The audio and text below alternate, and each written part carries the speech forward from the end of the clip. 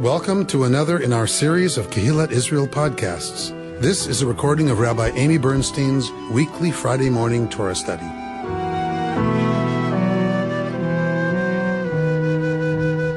We began the book of Leviticus last week. We're in the first triennial reading of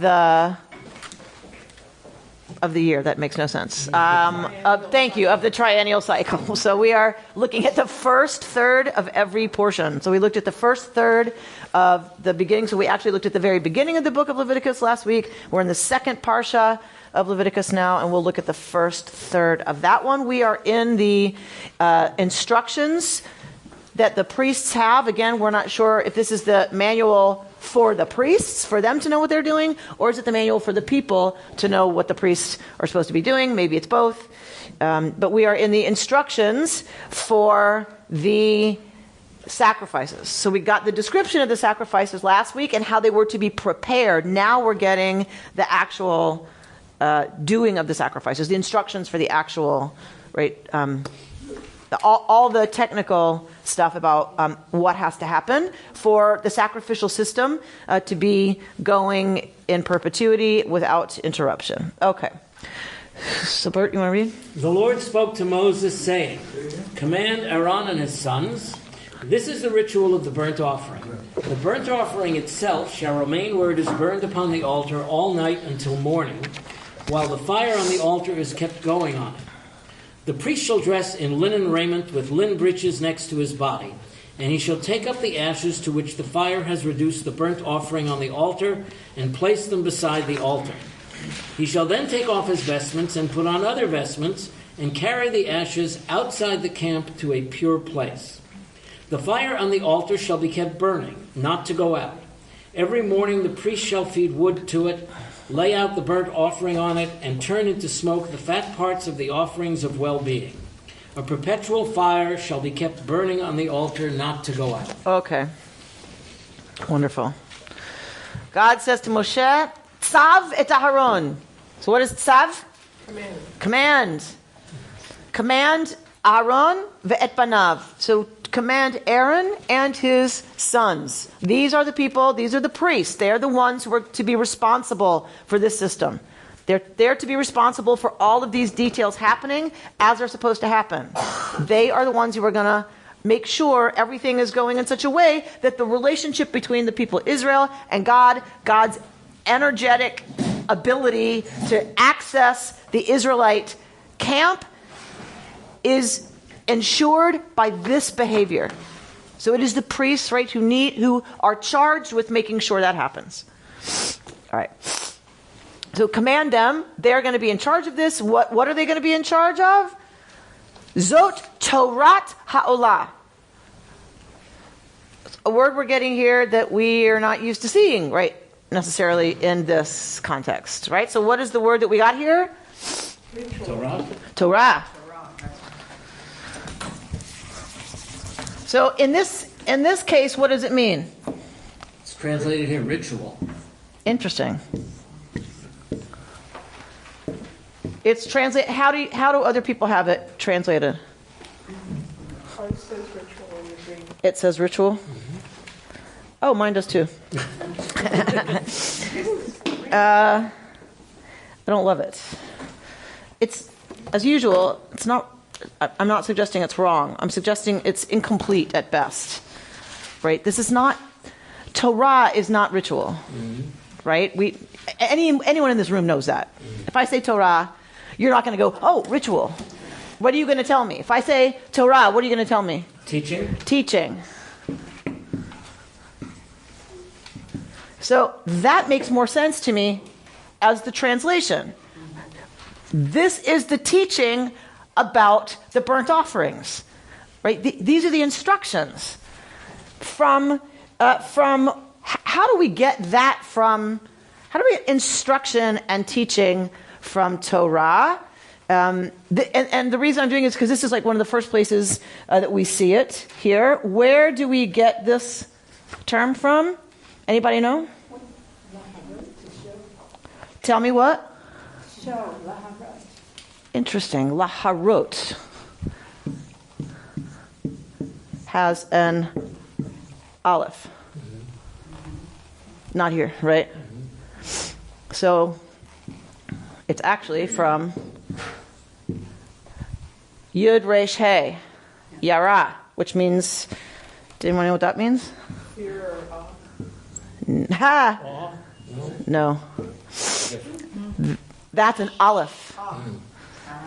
See, this is, it sounds the same, Yara, Leharot, but once we see an aleph, we know it's right, the aleph isn't going to drop.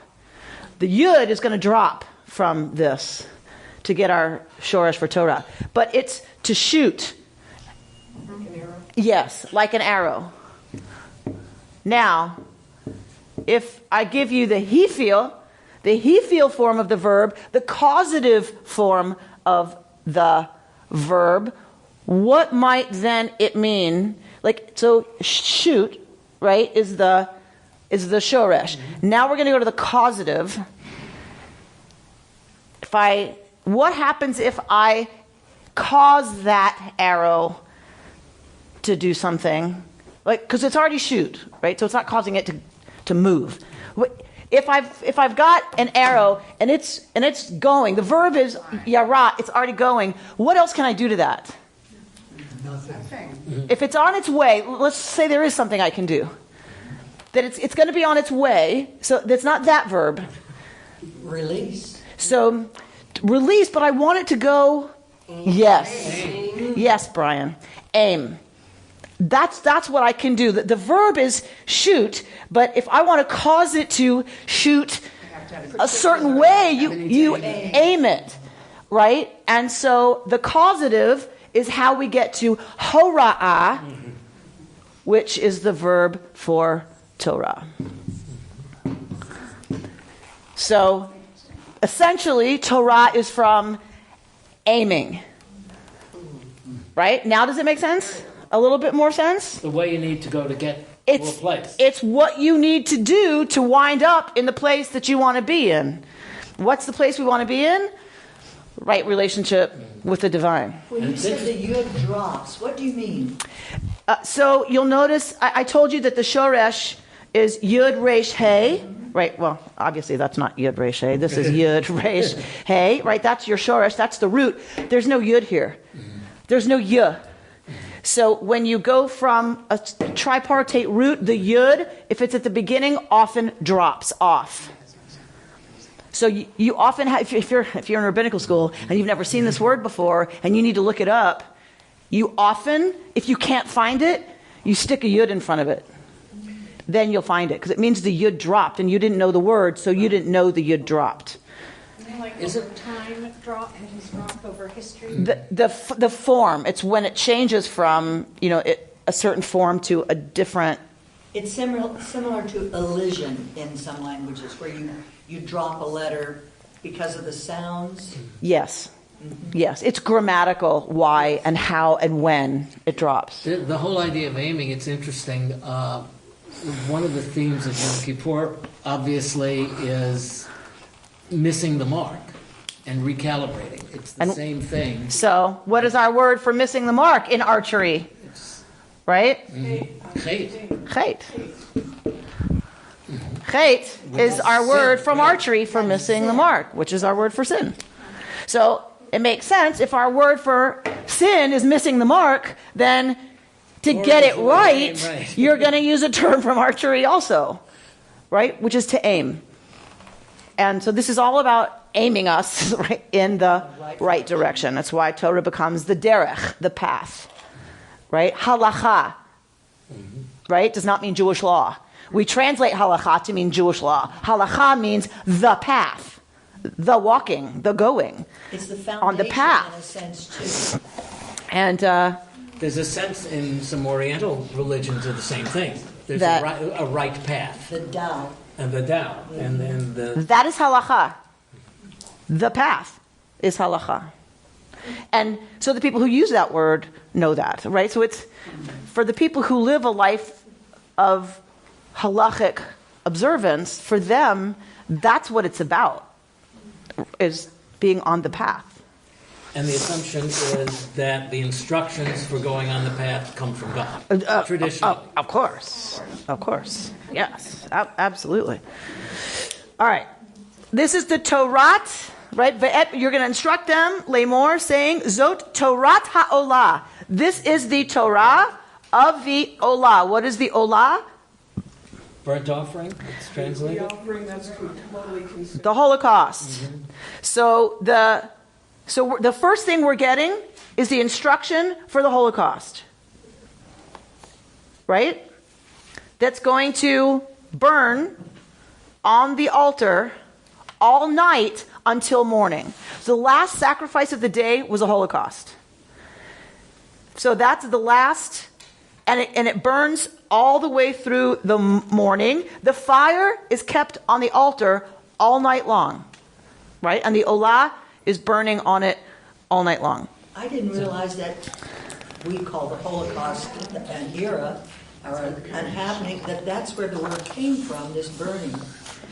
And it's also tied to the eternal light. It's the constant burning of a flame. It becomes associated with the eternal light. And death altogether. Mm-hmm. So this was really burned up.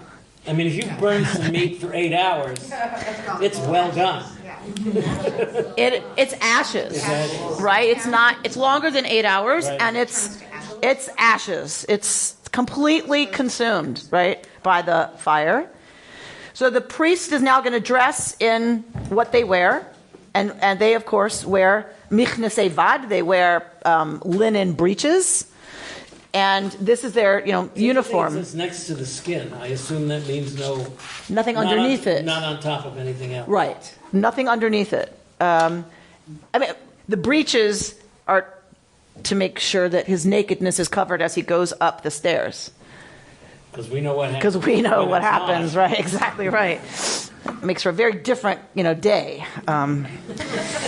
Different story. Different story. Whole different text. So he will take the ashes to which the fire has reduced the burnt offering on the altar and place them beside the altar. So in the morning, the ashes come off the altar. Then he's going to take off his clothes, put on other clothes, and carry the ashes outside the camp to a place that is, it's the first time we're seeing this word, what? Pure. Tahor. Right? Mm-hmm. And we know how big a word that's going to be for the rest of this book, right? The rest of this book is all about Tahor and Kadosh and Tameh, right? And we're going to get pure and impure. Now here comes those terms. Yes? It seems funny to me that you would think of all the pure places it would be where the Mishkan is, that they have to take it out to a pure place. Right, like how come it's not pure there? Presumably, you can't keep gathering the ashes in that place, right? That you have to, they got to get it out of the Mishkan. The Mishkan is not a terribly large space. And if you're doing this every day, and there's lots of sacrifices, then you got to get rid of all that somewhere else. The Mishkan will get filled up. The Mishkan will be with ashes. Ashy. We don't want that. So this is an ash pile. This is an ash pile. So first there's an ash pile. Then he's going to change his clothes. Why? Dirty. Those the holy. Ha ha ha ha. Exactly right. If you're in your nuclear suit, it is only appropriate when you're in the nuclear zone. You don't wear that outside, right? So those clothes, his linen garments that he wears when he's officiating as a priest, are only worn in the Mishkan. They are only worn when he's on duty in the tabernacle, and later, of course, in the temple. Why such a crazy focus on only in the Mishkan? Why can't he wear them? It's holy. Because it's holy. It's holy. Okay. He's still on duty. It's interesting because you were saying, you point out a policeman wears his uniform, but now he's wearing maybe a different one that can be identified as he's still a priest and still on duty. I think my guts tell me there's something here about how do we treat police officers if they're eating dinner and they're off duty, but their cop car's there and they're in uniform, right? Our response to them doesn't change, right? We still see them as officers of the law, and we are vulnerable. I don't know if I yell, but I always feel vulnerable. Like I'm going to get caught doing something, right? Or they're watching, or I don't know, something. And I wonder if there isn't some element of that when the priest is not serving in the tabernacle, he's just a regular person. He's a regular, but there's no difference between a priest and an Israelite. Let's remember that. There's no difference. They are taking on the risk for the Israelites of protecting the sancta from encroachment. That's what they do. There's no fundamental difference. But if they're still wearing those clothes around, it's like, you're expecting me to pay for that cup of coffee? Did you not see what I'm wearing? Right? Like, I'm a priest. Like that. He's just a regular guy. He's, Marvin Goldberg when he's not, like, doing all this stuff. And I wonder if there isn't some element of make sure you become Marvin Goldberg. Yeah. Right? In his mind, too, when it separates. Right. And they're not supposed to be, they're not any different. They're not supposed to be separated other than when they are doing brain surgery. Then you treat them like brain surgeons when they're operating on someone's brain. You don't talk to them. You make quiet noises. Can I get you anything? Can I wipe your forehead? Right? But the minute they stop doing that, they're just a regular person who happens to be a doctor. Also, we've got so look at it physically. So here's the priest. There's a bunch of ashes. It's not like in a little cup. It's a lot. No, it's a lot of stuff. It's a lot of stuff. And that he needs to walk through all the neighborhoods or all the people with, and take them outside. Aside from the fact he can get really dirty from the ashes, forgetting about how the ashes are, it's quite a trek. Not like he's taking them across the street. But presumably his linen garments could be washed, right? So it's not like they don't get washed. By the time he got there he would be in these sacred garments, ostensibly all dirty. So you're saying it's protecting the 10 blocks, the kavod of the clothes, of the uniform. Right. And plus it would also, if you think of it, it'd be strange for him to be walking amongst all the people and not at the Mishkan in all of these ceremonial clothes. It sounds like taking it out is kind of ceremonial. So that's the only difference, is that he's still doing the sacred work. He's still doing the ritual work. Who goes with him? Priestly duty. Right. He's still on duty. Right. He's still, in some ways, right, officiating. All right. The fire on the altar shall be kept burning, not to go out. Every morning the priest shall feed wood to it, lay out the burnt offering on it, and turn into smoke the fat parts of the offering of well-being. So we're going to get a shlamim offering in the morning, right? A perpetual fire shall be kept burning on the altar, not to go out. And actually my notes tell me that the Holocaust was the first one of the morning and the last one of the day. So I'm not sure why we get shlamim here as the first. And there are a lot of bulls. A lot of bulls. A lot of bull. Ostensibly. A lot of bull.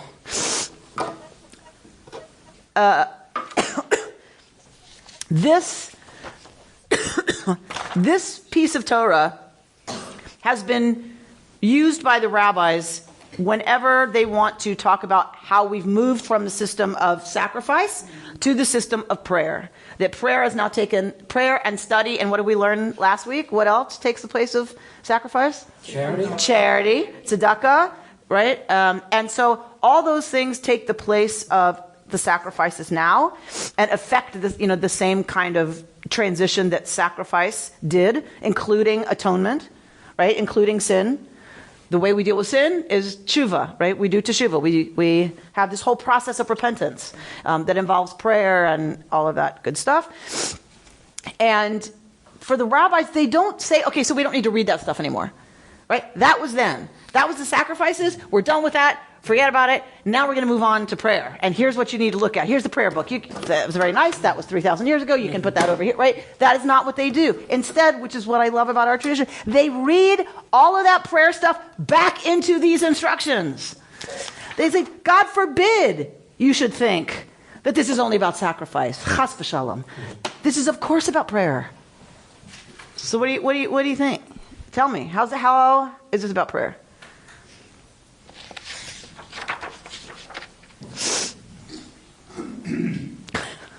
Yeah, Reuben, come on. Sometimes when you clear your throat, it's just to clear your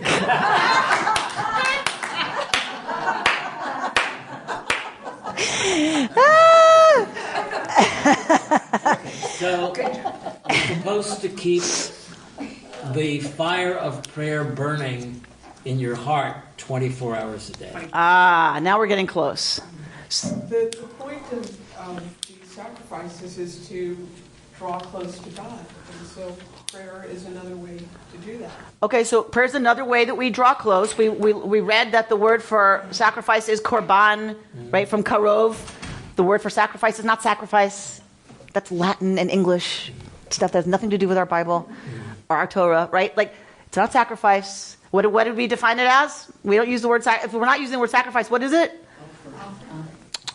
Closeness, bringing close. The thing that helps us achieve closeness, right? Not as compact as sacrifice, right? So that thing by which we are able to draw close to the divine. That's what we should be using. We should not be using the word sacrifice. Okay? So that thing that helps us draw near to the divine is now prayer, for sure. Okay. So, but how does this instruction help us if it's prayer we're talking about? So Bert got us close. Fire. We gotta have fire. Talk to me about that. Passion. We have to have passion. What else? Anger. Energy. Interesting. Energy. Light. Heat.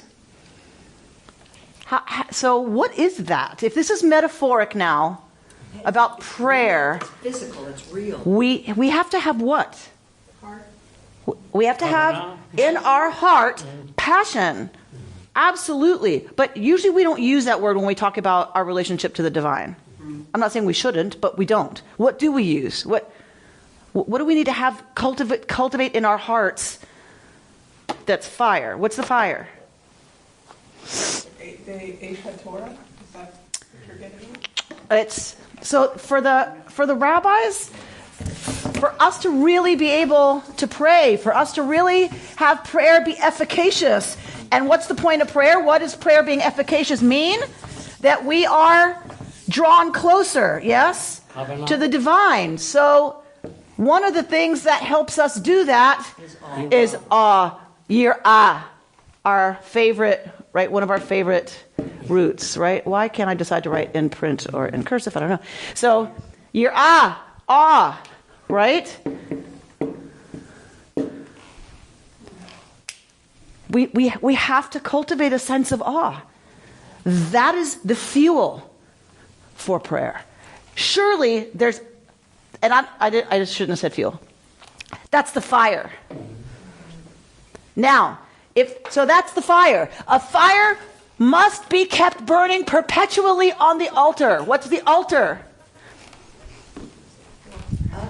Our hearts, of course. The heart is the mizbeach.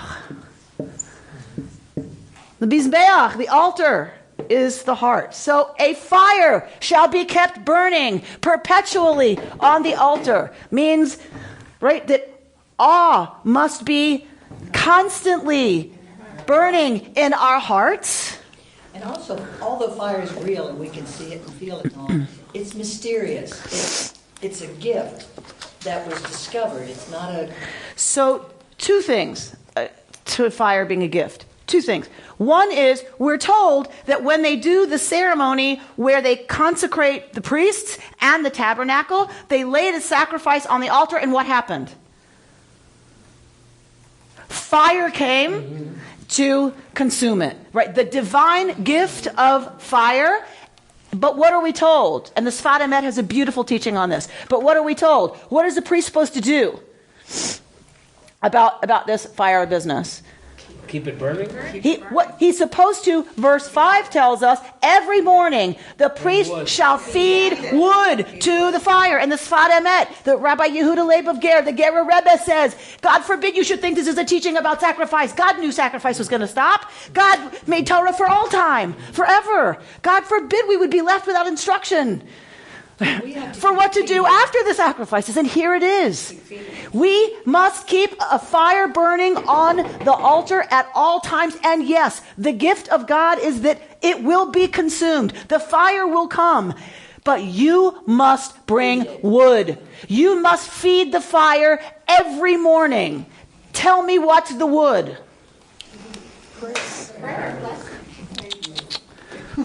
Opening your eyes. What are we going to feed it? What are we going to feed into that fire to make? Our energy, our Well, gratitude. Gratitude and awe. So awe is the fire. is the fire. Feed it. Awe, or some people want to say love, right, of the divine. And we know that they're the flip sides, right, of the same coin, right?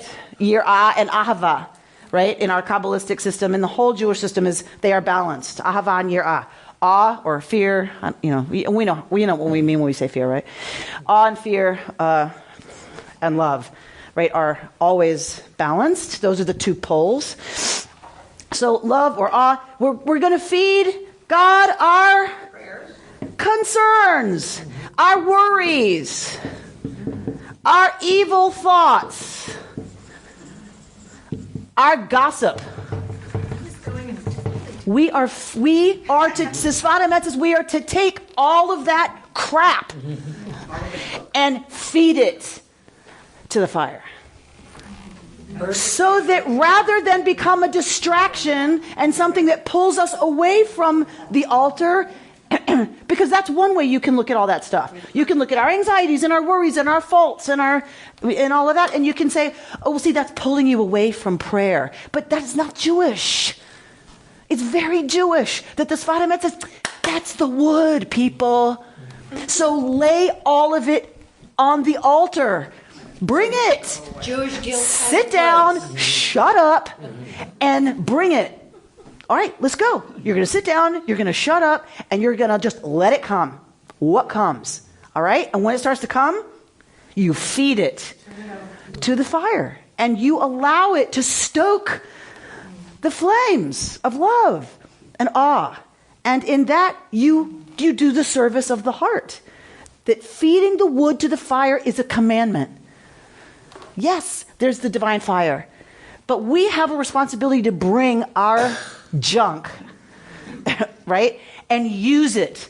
I guess that's what I'm trying to say. The Sfat Emet, our tradition teaches, use that stuff. It's not separate from any of this. It can't be. There's no separation from the divine, really. So is it sort of like, let me gather all my thoughts that are worrisome, that are gossipy, and let me just turn it over to you so that now I can go on with right thinking in my life. And it's not just turn it over to you, meaning now it's your problem, right? Right, but it's, I'm giving it... I'm going to use it as fuel for my own devotion. Right, okay. I'm going to let it be the stuff that gets that fire hot.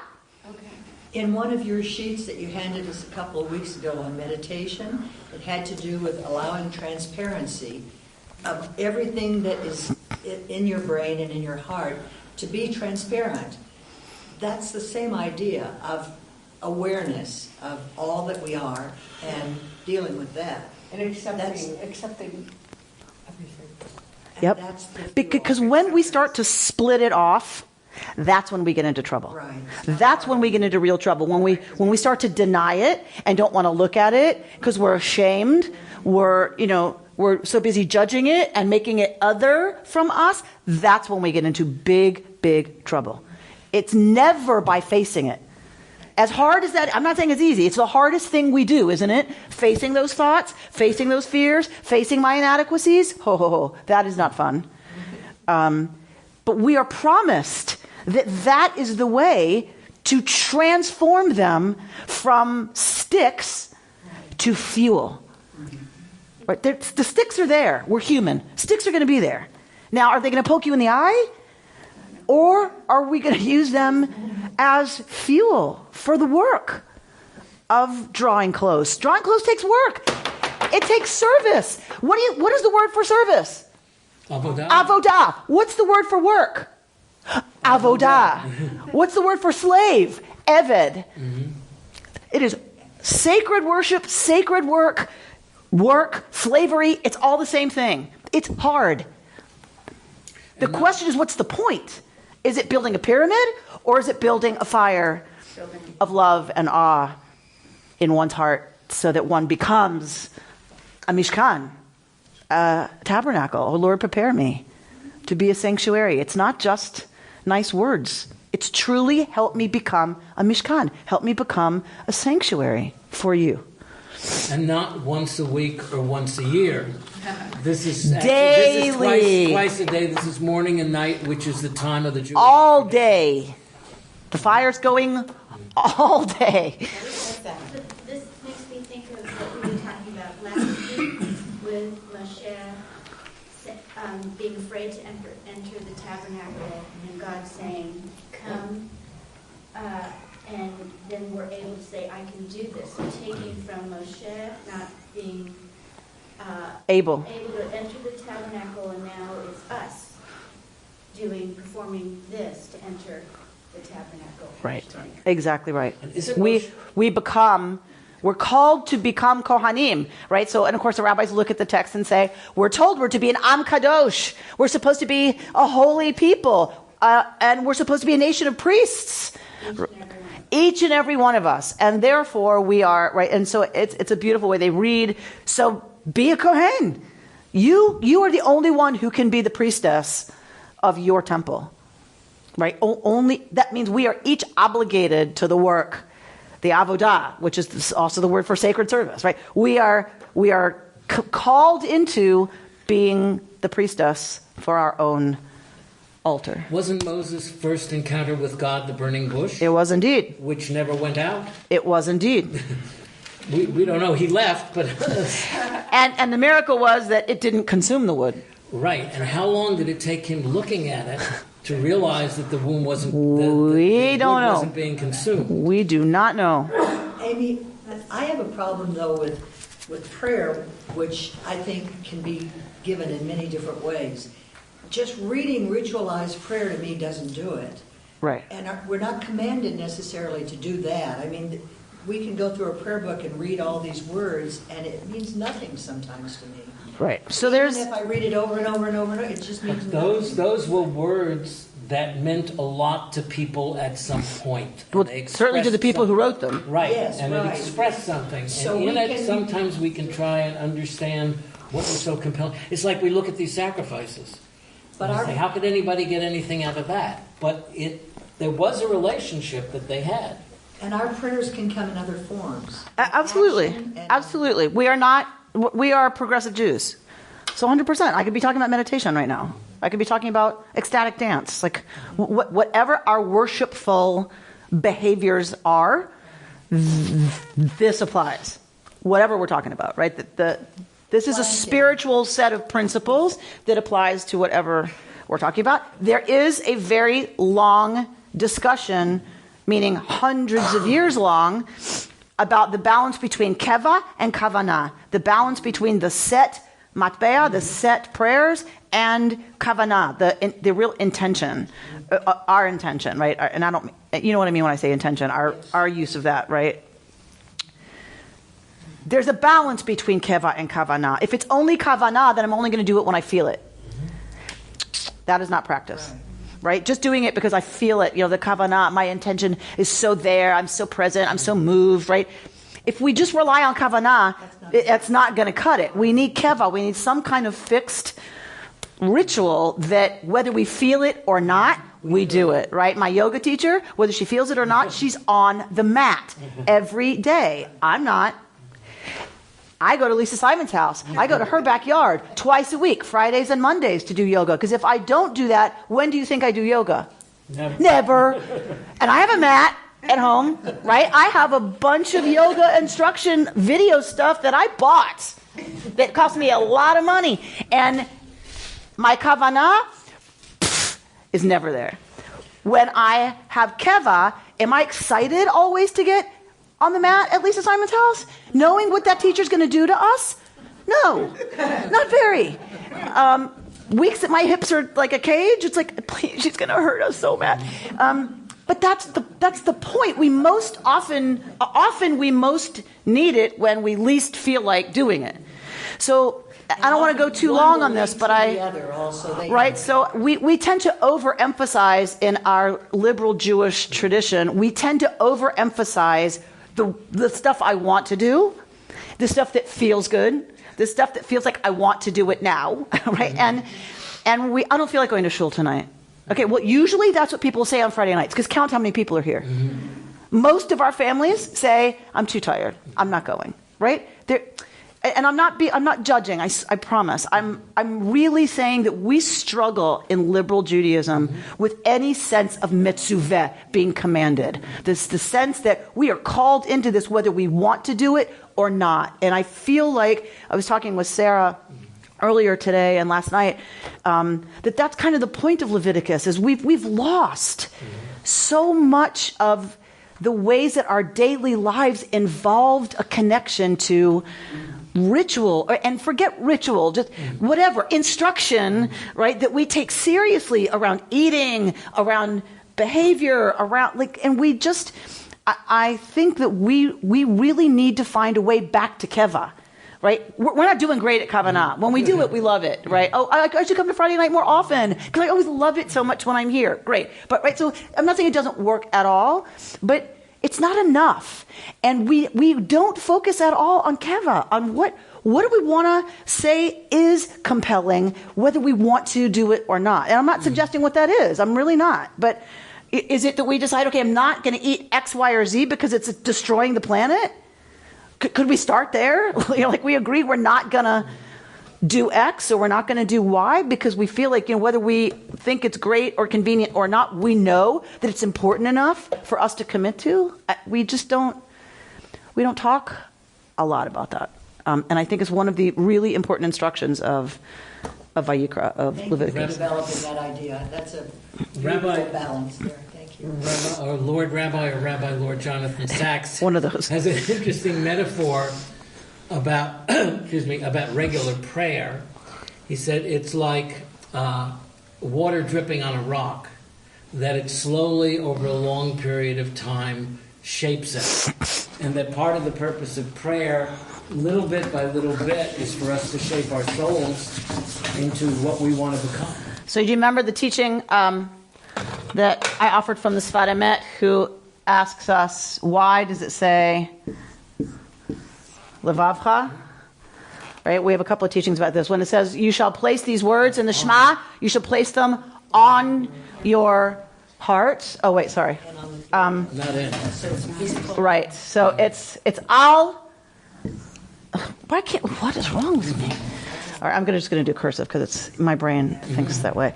Al livavecha, on your heart, right? And so the Tzad I says, why does it say? Because even in Hebrew it should say bilvavecha, in your heart. Place these words in your heart. Why does it say on your heart? And the Tzad I says, because we don't always feel it. We read the words and they're just words. But he says, but if you keep setting them on your heart, eventually your heart will break. Because it happens, it's going to happen. It's going to happen. That is guaranteed. That's one guarantee we're going to get in this life. That at some point our heart's going to break. And when your heart breaks, if you have set all these words on your heart, they can enter. Because there comes a time when we open up.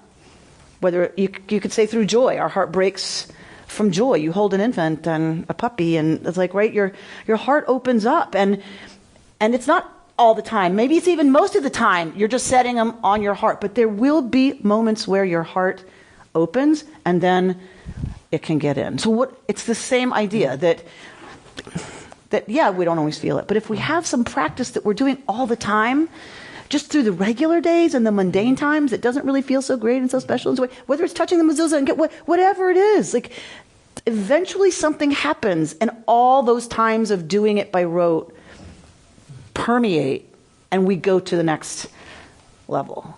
something changes. But it can't happen if you haven't been doing that right stuff all the time. The tradition really believes, and Abraham Joshua Heschel said it, that God is in the details, right? And it's one of the things that the rabbis take from this, is that God is in the details. It matters how we do this stuff, right? The little things matter. And that taking the ashes is a huge thing here, right? And it's just as important as anything else that's happening, right? It doesn't. We're not left to wonder. So what happened with all the ashes? Like, if they just keep taking it off the altar, isn't it going to fill up the mishkan? Like, it's part of the avodah. It's part of the sacred ritual, and the rites is to change your clothes. You put on other clothes, and then the priest takes the ashes out to a place that is tahor. That we sometimes don't want to do that stuff, right? And we judge that stuff as being less than. But the rabbis tell us that it's included here because it's just carrying out the ashes and cleaning up is just as important as anything else that's happening in the Mishkan. The lighting of the menorah, all the sexy stuff, the incense, right? The showbread, all that great stuff. Okay, yes, that's beautiful. And somebody's got to take out the ashes, right? And I tell my daughter all the time, it's like, she leaves her plate on the counter every time. And I'm like, that needs to go in the dishwasher. And she's just like, and I'm like, right, we all know this expression on an adolescent's face, and the verbal that you can only get from an adolescent of like how difficult their lives are. And so I bring it up because I said to her, who's supposed to take that for you? Right? Like, I know it's a pain in the butt. I know it. Like, nobody likes to do it. I don't like to do it. I said, but who's supposed to put your plate in the dishwasher? And she's like, and she knows it's a trick question. So she's really smart enough to just pick up her plate and take it. But the point is, and I read it somewhere, and one of the few, parenting chapters I was able to actually get through, it said, because if you don't have them do it, what they learn is that work is beneath them. Mm-hmm. And they're going to spend a lot of their lives having to do what they think is beneath them. Ooh. And that's not a satisfying life, is it? No. But a lot of life is folding the laundry and sweeping the floor and shaking out the rug and taking out the garbage and taking the dog out and picking up her poop. And that's most of life, frankly. And if we raise children who think that is beneath them, most of their life, they're going to be doing stuff they think is beneath them. And that does not lead to a satisfactory sense about one's existence. I thought that's why I never, ever budge. Put your plate, right? Is because, and I think that's the message here. Taking out the ashes is not beneath the priest. They don't call in the immigrant to the Israelite society and say, you, the ger, you, the stranger, didn't you just get here from Lebanon last week? You need to take these ashes out, right? Because this is beneath the Israelite to do. The priest does it, not an Israelite. A priest, as part of their holy service, takes the ashes and finds a place to dump them. And I think the rabbis are right. Whether that's the intention or not, the rabbis are right to say that is an important thing for us to take from this. Yes, that the details, and even the details that we think are minimal or less than or not as important, are critical to our development, right? We're going to look a little at this other place. I want to skip the ephah, the meal offering. Go to 17.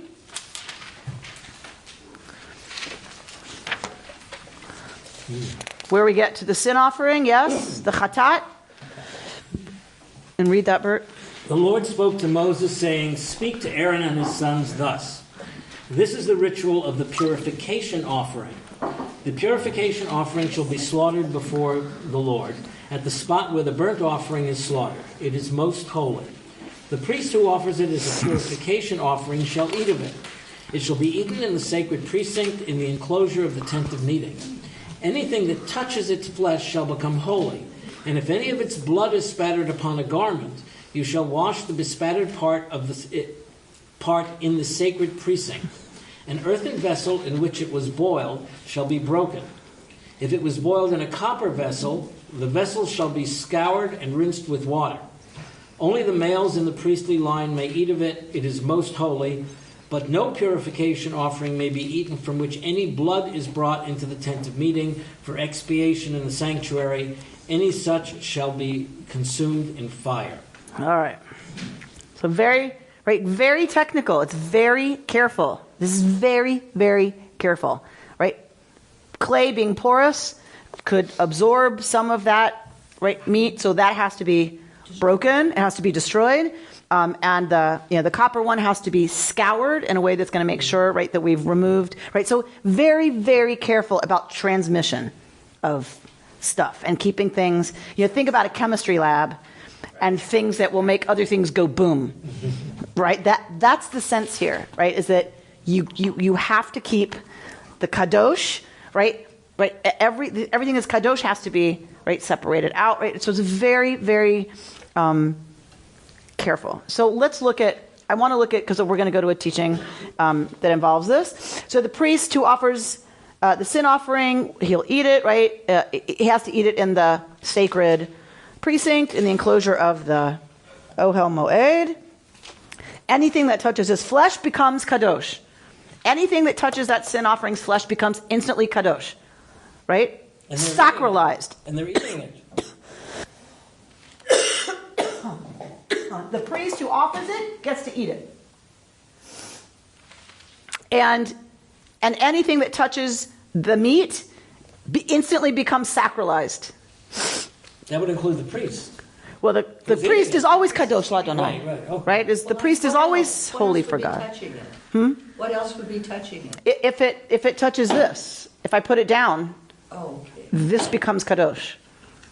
All right. And if its blood is spattered on a garment, then you're going to take that part of the garment and you're going to wash it in the sacred precincts right away. Yes? And we get that anything it comes into contact with has to be handled appropriately now, right? So it's a lot to figure out what that means appropriately. So we're seeing some roots of dietary law. For sure. Because kashrut is a part of this system, right? Kashrut is absolutely a part of this whole fire business. To kosher dishes and pans, right? stove tops. It's the absolute. It's not separate from. Right? Kashrut is absolutely a part of this idea. Could you address for 2 minutes what you said at the very beginning about whether this was written for the priests or for the people to know what the priests were doing? I thought it would become obvious to me as we went through it. Silly Elena, that it would become obvious. Ever hopeful. What I said last week is that in the ancient Near East, only the priests knew what happened in the sacred rites. Only the priests, the Jebusites, the Edomites, all of the neighboring peoples, only the priests knew what was happening. So the people were disempowered when it came to the people had no access to the information about what was going on in there, right? That was the priest's realm. The radical new invention is this idea, the ancient Israelites had this radical new idea that everyone should know what the priests are doing in there. Every detail. We get every detail of what they were doing. So that... Who had this notion that should the Israelites, right? This was a radical new... This was a reconstructing... This was a reconstructing of ancient Near Eastern cult practice. Right. The Israelite cult changed the understanding in a pretty profound way. They did the same stuff. This is what everybody did to some extent. Everybody did this. What the radical new reconstruction is the people were to know this text. The people had access to keeping the priests honest That is a complete switch from, that's a theory. There's a theory that says that's why we have this, right? Is that the people were empowered to say, wait, right? Are y'all sure that you're right? But if you don't know what's going on in there, who keeps the priests accountable? Who are the priests accountable to? In the ancient world, it was the gods. Who was it in ancient Israel? God and the people. They serve the people. But there's the strain that says that this was really written only for the priests? Yeah, there's some people who want to say, no, this was the manual that the priest would give to junior priest and say, you need to study this. The people had access to it, and that is still a new radical difference, but it was written for priests. You know, okay, here you go. First day on the job, you need to study Tzav before you come in here, right? And then we'll talk about it, and I'll show you how to do the ashes thing. Right? And maybe that's what it really doesn't matter. What matters is Israelites had access to this, and that's a radical new idea in the ancient world. It was required that it be read out loud. Right. It was required that a king write a Torah, right? So the king had to write a Torah, right? That's not an easy... People, if you don't have the rule book. You need the rule book. If we're supposed to be holy people, we need to know how to do that. rules are. Right? All right. So go to the like halfway down. Oh, you have the copy. You have the mark. Go to my first mark. I'm going to try to describe to you where my first mark is. Thank you. Brian got it. The Israelite priests of the ancient sacrificial cult lived in no less divisive times, or so the historians tell us. What did they know and do that could inspire those aspiring to leadership in our own time? First and foremost, this is Rabbi Rachel Shabbat Beit Halachmi. I love her commentaries. First and foremost, the priest had to understand precisely what they needed to do. So what is some of the message? If we're going to keep metaphorizing this, what's the first thing we need? We need to know exactly what to do. They had to have watched and learned and trained and prepared for such complex work. Second, they also had to engage in that sacred work with enormous care, focus, and commitment, right? So that's the starting place. We have to know what to do. And we shouldn't be expected to know how to do it on our own, which, by the way, welcome to America 2017. Everybody thinks they're supposed to know how to do it already. Right? Like, we hate asking for help, don't we? We hate saying, I have... Available on the internet. You have to know it. It's like, we're not very good at saying, I'm a novice, and I would really like to learn meditation. I don't know how to do that. I hate it. I sit down and I hate it. I can't stand it. How did you get to the place where you seem to sit and be just fine for 20 minutes? Like, what's up with that, right? We don't ask people with experience to show us, tell us, walk me through it, right? So that's number one. We need to be ready to know what to do and to ask. And then we need to be prepared to engage with that work with enormous care, focus, and commitment. Another thing we really struggle with. Focus, commitment. We really struggle. And I mean we really struggle, don't we, with this one. Leaders in any age must approach all resources as though they are sacred. How carefully a leader handles the precious resources of the people, how carefully and mindfully they perform the right actions in the right place and time, matters and can unify even the most divided community. The careful behavior of the ancient priests and the behavior of all leaders is so important because their actions show the value they place not only on their role, but on the people whom they represent. One of the most powerful effects of the rituals over which they presided was that even the most powerless and most sinful could feel that the most powerful individuals were taking care of them and their offerings. People who were represented so carefully and responsibly could feel through such rituals that the brokenness of the world and the people in it could somehow be repaired through appropriate and careful action. Leadership executed carefully, then, is not just about managing a society, but about healing it so that it can move forward with confidence and optimism. And then I see the responses around the table, like, halavai, right? It should only be. It should only be. But I think this is so true. How a leader behaves doesn't just speak about that leader. It speaks about the care with which they treat the offerings of the people, whether that's our trust, right? Our support.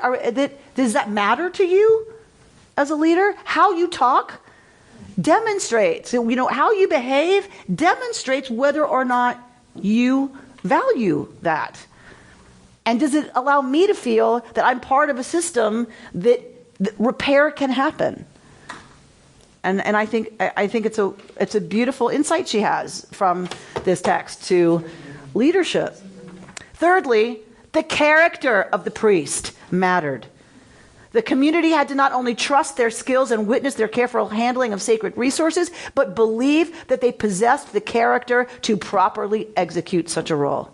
The quality of heart, mind, and body of the leader is of great significance. Anyone not fit for the role might move the community farther from what it otherwise might become. A few years ago.